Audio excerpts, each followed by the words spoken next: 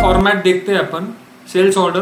तो सपोज कोई आपके पास आया और उसने आपको एक चीज़ का ऑर्डर दिया है, आपको ये चीज़ का उसने ऑर्डर दिया है।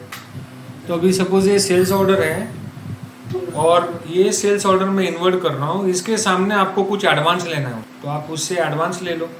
ये प्रिंट दिखाता हूँ मैं आपको, ये आपने उसको ऑर्डर प्रिंट करके दे दिया कि ये है और उसका कैश उसने आपको 2000 रुपये दे दिया। अब जब आप उसका सेल बिल करने जाओगे तो इधर पेंडिंग ऑर्डर दिख रहा है, सिलेक्ट करो, प्रोसेस कर दो उसको। अगर क्वांटिटी 2 है तो पार्शियल प्रोसेस भी हो सकता है। ये प्रोसेस कर दिया। अब यहाँ पे उसका एडवांस रिडम्पशन होगा। अभी देखो सर, इसमें है ना एडवांस रिडम्पशन का ऑप्शन नहीं दिख रहा है। तो ये क्यों नहीं दिख रहा है? ये ऑर्गेनाइजेशन में, सेटिंग्स में, पेमेंट टाइप्स में कस्टमर एडवांस रिडम्पशन को हमने इनेबल किया हुआ नहीं है। इसको इनेबल कर देता हूँ। अब यहाँ पे मैं क्लिक किया, कस्टमर एडवांस रिडम्पशन, वो 2000 रुपये दिखा रहा है, ये 2000 रुपया।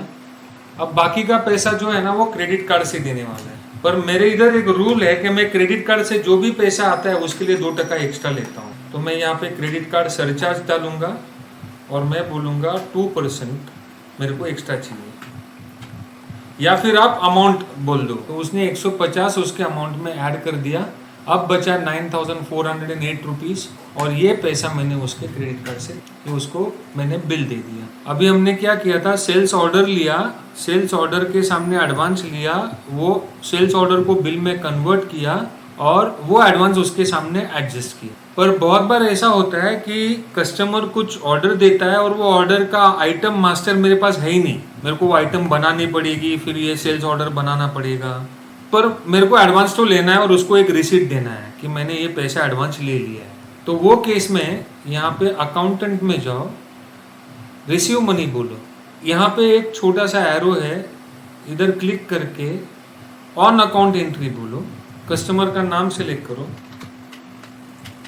और डिस्क्रिप्शन कुछ भी लिख दो, अगेंस्ट ऑर्डर ऑफ पेंट्स, कुछ भी जो भी आपका है वो डिस्क्रिप्शन लिख के अमाउंट लिख 5000 रुपये। और ये पैसा उसके पास से मेरे को एडवांस आया है, ये कैश आया है और ये मेरा एडवांस जमा हो गया। इसकी मेरे को उसको प्रिंट देनी है तो मैं उसको ये प्रिंट दे रहा हूँ। तो 5000 रुपया उसने मेरे को एडवांस दिया है, ये उसकी मैंने उसको प्रिंट दे दी। तो ये ऑन अकाउंट पैसा लेने का एक तरीका है। अभी समझो एक पार्टी है, उसके अलग अलग बिल्स है और वो सारे बिल्स मिला के उसका आउटस्टैंडिंग हो गया 1,24,000 और वो पार्टी बोल रहा है कि आप एक काम करो सर, हिसाब बाद में करेंगे, अभी आप 75,000 रख लो। तो वो 75,000 आप उसके पास से ऑन अकाउंट ले रहे हो, कोई बिल अभी तक उसके सामने एडजस्ट नहीं करना। तो उसके लिए भी यही तरीका है। अब वापस थोड़ा सा सेल्स में 1-2 और चीजें हैं जो मैं थोड़ा दिखा देता हूँ। ठीक है, एक नया बिल बनाते हैं।